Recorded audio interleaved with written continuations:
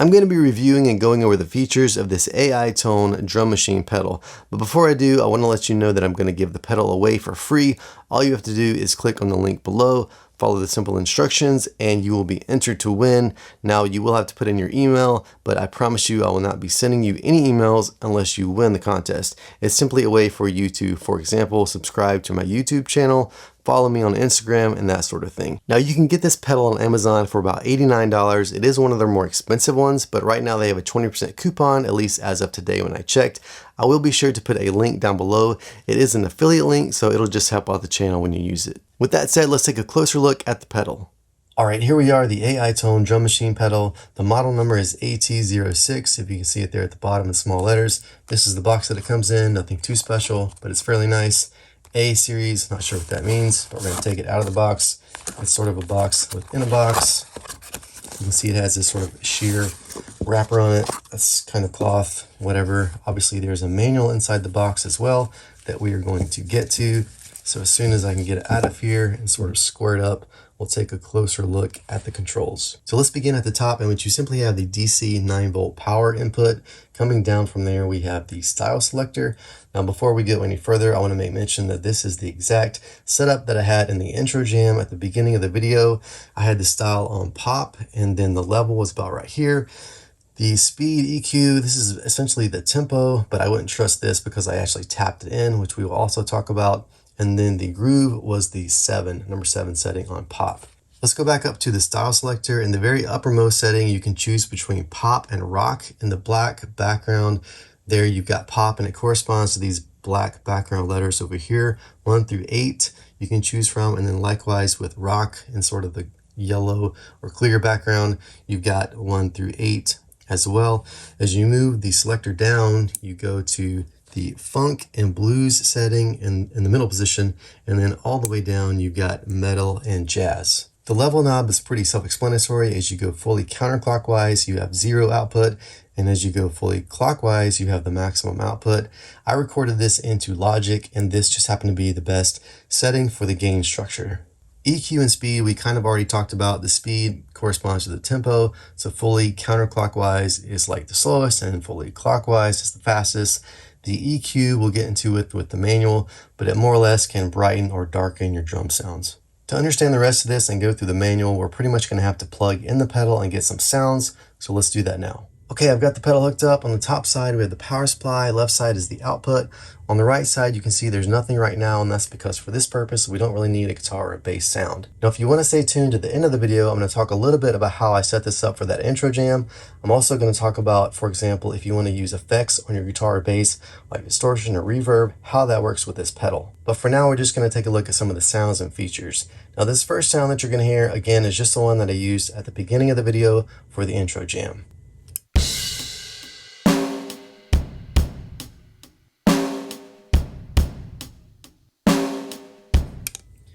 Okay, pretty straightforward. We're on the pop style again. The groove is number 7. The tempo on that is about 73 beats per minute, and I'm just going to keep that same tempo for this demonstration purpose, just to keep things simple. I don't know if you could tell, but the time signature on that loop was 6/8. And speaking of which, I'm going to get out the manual here. It's just a little paper manual. It has these tables in it. Here you go. They're pretty tiny. I had to get my magnifying glass out earlier to see it, and I probably will again, but I'll try to zoom in with the camera.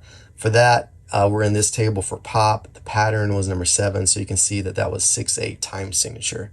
So let's just go over some of these other sounds. Like I said, I can't do all of them. We'll just do some examples. So let's play it, and we'll go through some of the pop stuff.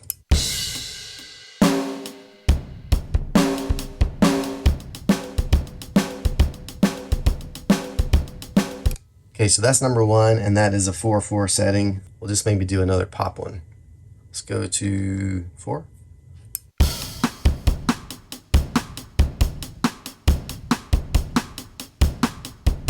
And that also, of course, is a 4/4 setting. So now let's go over to the right side, so rock, and see what sounds are on this one. Start with number 1 here.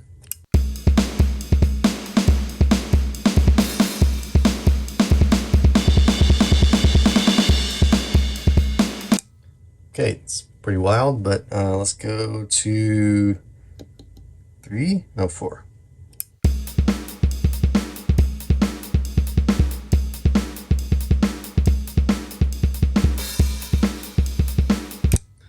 Okay, and maybe one other one for rock, since it's a popular one, number 8.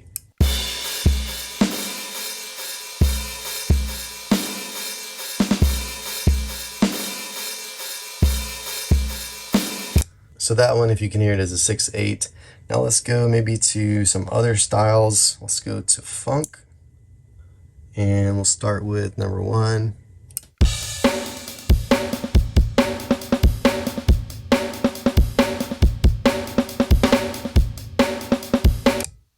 All right, let's go to 7, which is supposed to be a 3/4.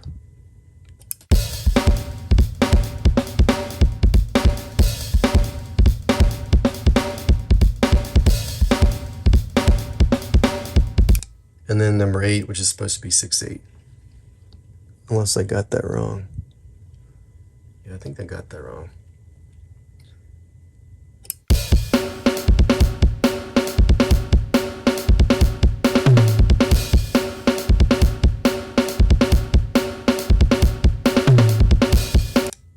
And number 8.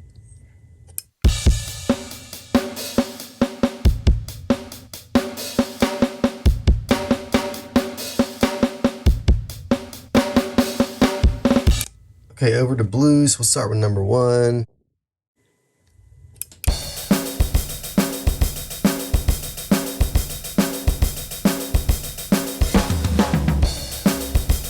And we'll go to number 8, which is a 6/8.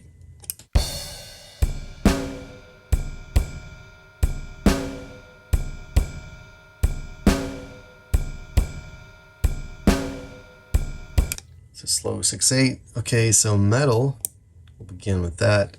And number 1.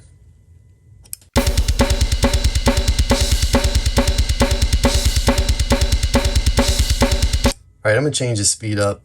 I'll do it live so you can hear what happens, but let's try that.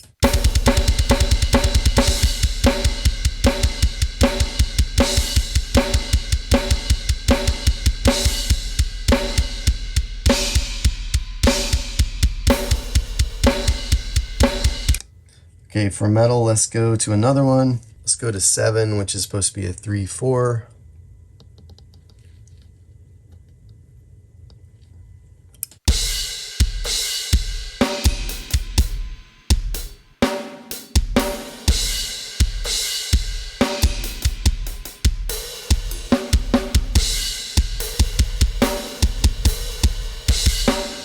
And 8, which is supposed to be a 6/8.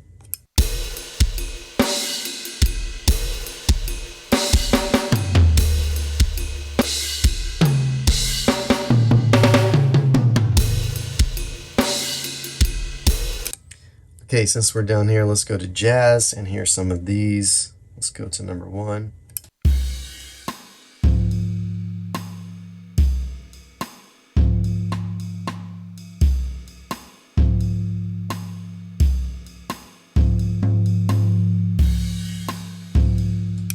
Let's go to number 4 for kicks.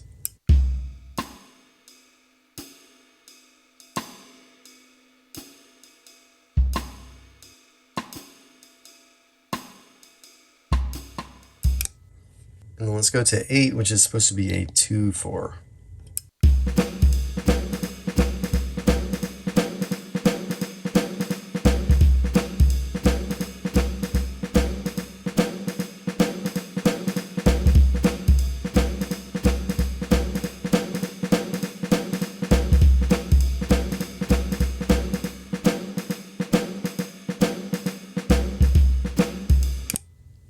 Okay, all that said, let's take a look at the switch and what it does. Now you can tell that I've pretty much been turning it on and off and starting and stopping the beat with it like this in this mode. But this little button here, and the manual kind of talks about it, but it's a little hard to understand. But basically, if you can look down here and read it, it says red or R, fill off, and B, which is blue, fill on. So right now, when it stopped, it's in the red. Now if I click this, you can actually push this button, it turns to blue. So now what we have is the fill on, and that means that I can control the fill by this button. So I'm going to start it, and then when I hit it again, you'll hear the fill come in.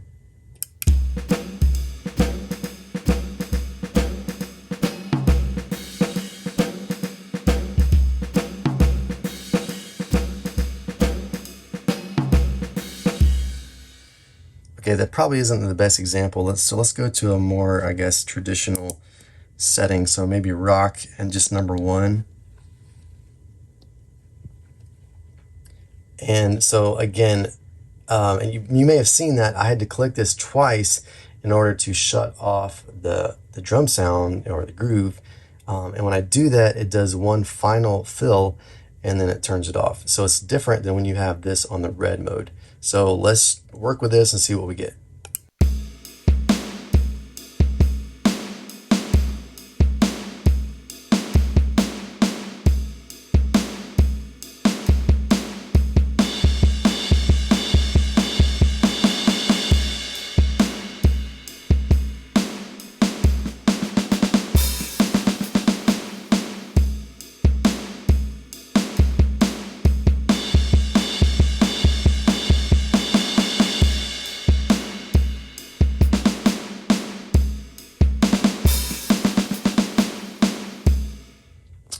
So the way I understand it and the way the manual reads, that is if you tap it, for example, on number 2 of the beat, so 1, 2, 3, 4, 1, 2, it'll fill up the 3/4 of the rest of the measure with the fill.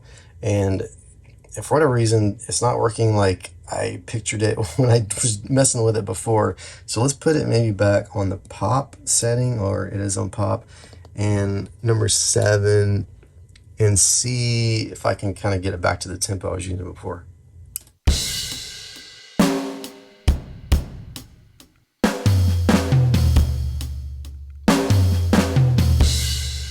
Okay, so that's pretty close, and so let's try it now. I'm going to start it, and then we'll hit it again for the fill.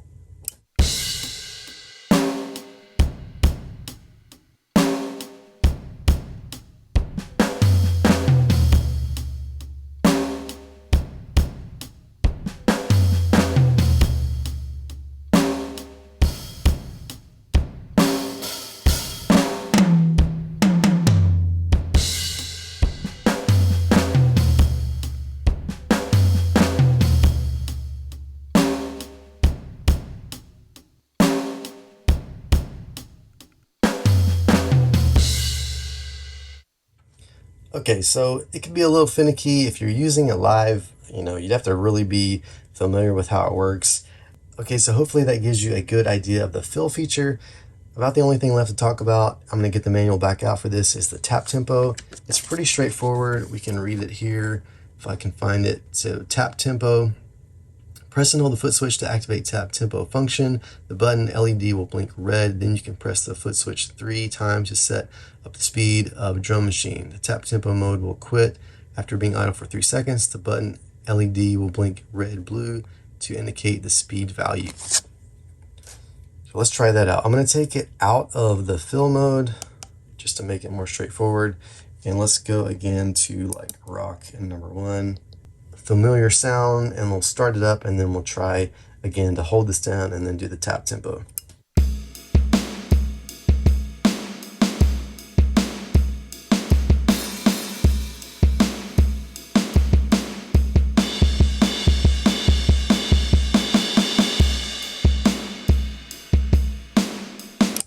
Hopefully that made sense. I'm going to do it now in a faster tempo so that you can kind of see the difference.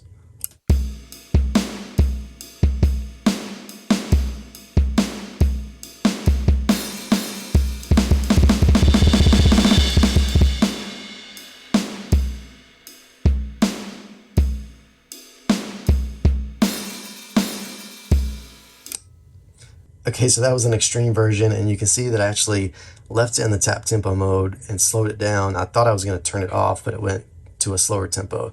But that's generally the way you do it. I'm going to go back really quick to the pop in number 7.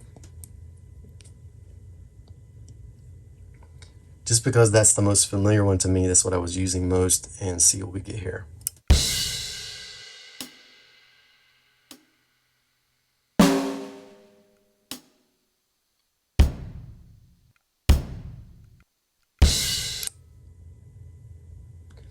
Okay, let's try that again.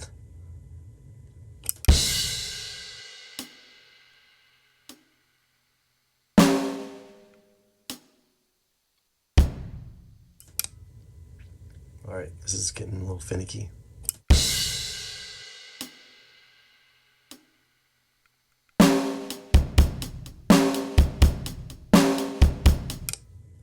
Okay, so it kind of has to be, if it's a really slow setting, it clicks to the tempo.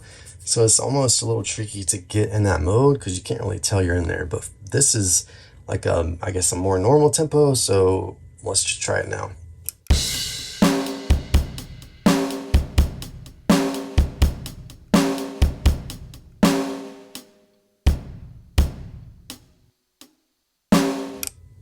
So obviously we slowed it down. Let's try again to speed it up, see if it's any easier.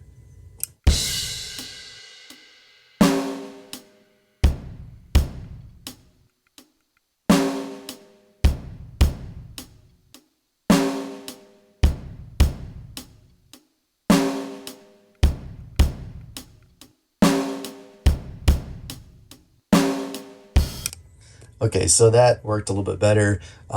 Really the indication is the blue light. When the blue light's on, you're back in sort of normal mode. And when it's just red, you're in the tap tempo mode. That's really all the features, at least I can think of for now. Hopefully I covered everything. I do want to talk a little bit about, like I said, how I set this up for the intro video. I use Logic for this, and to do it, I basically had to record the sample of the loop and then import it into Logic. So what I did is I tapped this as close as I could to 73 beats per minute, and then I recorded the exact prescribed amount of measures that I needed. I imported that into Logic. I mean, I could have done it longer or shorter, or longer and then chopped it off. But anyway, I recorded it, imported it into Logic, and then I used Logic's features to adjust the tempo to be exactly 73 beats per minute. And that's the way I could play guitar in the beginning without drums, and then sort of click this on, have the drums come in at the exact correct BPM, and then play the rest of the jam with that exact BPM. So I know I did sort of make it appear that I was using it live by stepping on the pedal. I mean, that's how it would work if you could do it like that. And I don't want to be dishonest about it, and that's why I'm talking about it here. And I just want to be, crystal clear that that's how I did it. There's really no way to do it like I did with it live, unless you're some sort of superhuman with the exact tempo of the pedal, if that makes sense. And also I use Line 6's Helix Native within Logic for the sounds. So I basically, recorded my guitar into my interface without even using the pedal. I just use the sounds from the pedal as my, basis for my drums. And with that said, I just want to plug in another pedal in front of this and kind of show you how it works with effects and sort of the options that you have with it. Okay, as you can see, I've got this other pedal plugged in front of this one. I chose it randomly. It was just kind of laying around my room. It's an MXR Jimi Hendrix fuzz face type thing. It's got a really bright LED for some reason, but the pedal is off. That is on. But it's essentially just going straight through all of this into my interface. And so the guitar sounds like this.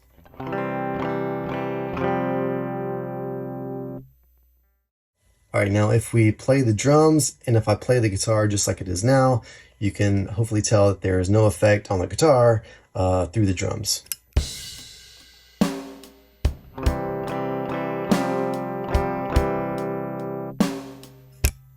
Now, if I change the drum sounds or the style, it does the same thing. Let's just go to metal, for example.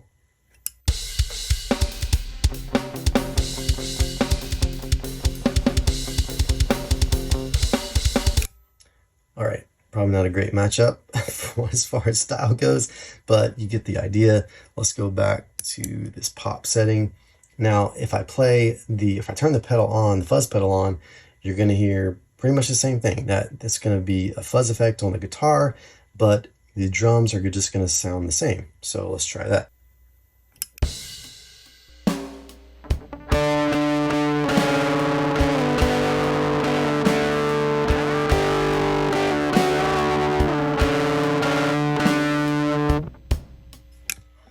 All right, so you can hear that, right? The guitar has a fuzz effect and the drums are unaffected.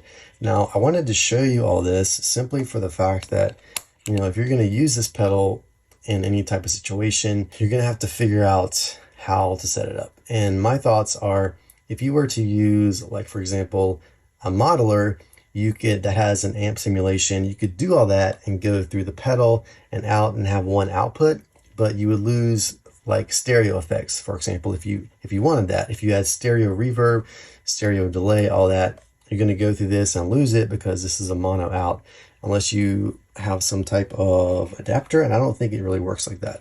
My other thought is if you use a real amp, you're not gonna, if you mic the amp, for example, you're not gonna come out of the mic and go into this pedal and go out, and you're probably not gonna go 1/4 inch out of your amp and go into this. It's not gonna sound good at all. So again, my thoughts are, it's cool. It does have good drum sounds. It's kind of limited unless you just wanna jam at home, but it is a good tool for that. It gives you some ideas. It gives you a straightforward tempo to lock into, lets you practice with it. And so that's basically all I have to say. Hopefully you got something out of this. Don't forget, again, to enter the contest to win this pedal, or if you want to buy it, purchase it, you can purchase it through the Amazon link below. Hey, it's me again. I realized when I was editing this video that I left a couple things out. First of all, the music at the beginning of the video, I got that from John Cordy. It's his melodies, licks, and riffs.